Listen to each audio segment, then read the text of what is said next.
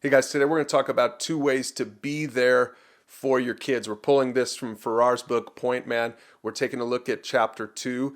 And don't forget, you can use the questions below to talk about this with your men's group or with a mentor. All right, so the author talks about how the Industrial Revolution completely changed the way that we father. Because think about it, before the Industrial Revolution, you had a lot of farmers and fathers and sons and daughters working sort of side by side, shoulder to shoulder, working all day long. There's just a lot of interaction. There's a lot of observation. There's a lot of conversation between fathers and sons. But enter the Industrial Revolution, and now you've got dads going off to factories. You've got dads going off to work.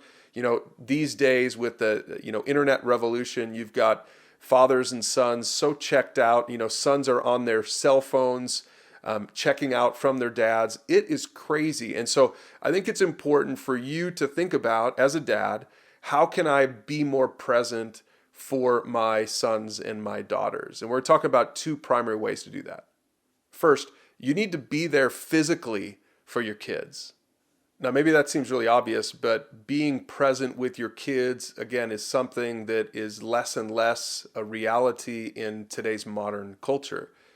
But being there for your kids is important. I remember my own dad, how appreciative I was of him when he turned down, at a certain point in his career, he just turned down raises. Thanks, Dad, for doing that. Because the whole reason he did that is, I want to be there for my kids. He knew that if he took that next raise, then that means that he wouldn't have been able to go to our games after work. He worked in the city. He worked in Chicago.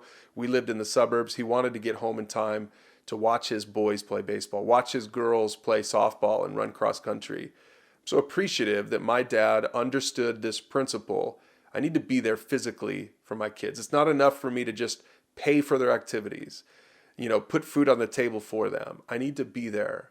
So for you dads, I'm not sure what that means for you, but maybe there's something in your own life that you need to reevaluate and say, maybe I need to be more present. Maybe I need to kind of adjust the trajectory of my career to be more present for my kids. That's the first thing. The second thing is that, dads, you need to be there emotionally for your sons and daughters. And this one, for some of you guys out there, might be the harder one, because it's maybe easier for you to, spend that quality time with your kids. It might be a little bit harder for you to connect emotionally with your kids. But here's what we mean. It doesn't mean you need to sit there and weep with them. It doesn't mean you need to, just laugh and giggle with them or roll around on the floor necessarily. But what it means is I think you need to allow yourself to be vulnerable to your kids. And really, more than anything, I think it means that you need to be intentional about your fathering. You need to be intentional about your parenting. Now, I have to admit, once again, my wife is so much better at this than I am. She is a counselor, so she knows how to engage with our kids. My son comes home, he's had a rough day. My daughter comes home, she's had a rough day. It's really easy for me to say, yeah, you can just go to your room and you'll deal with it, and I'll see you at dinner time, But really, my wife knows how to engage them. She knows how to ask questions. She knows how to probe. She knows how to sort of be there emotionally for our kids. And I've learned this from her over the years. And probably for some of you, if you don't have a wife like that, then men, this is going to be a little bit harder for you, because you're going to have to take the lead in this, and you're going to have to learn how to engage with your kids, to be there for your kids emotionally. Now, I'm not saying that you just barge into their lives. Obviously, there's going to be some boundaries you're going to want to respect. But you'll be surprised maybe to know that your kids want you to be there for them emotionally, even if they're not acting like it. So here's a question for you dads. Are you there for your kids? Are you there for them physically? How often are you there for them physically? Like in a typical week, how much actual physical time do you spend with your kids?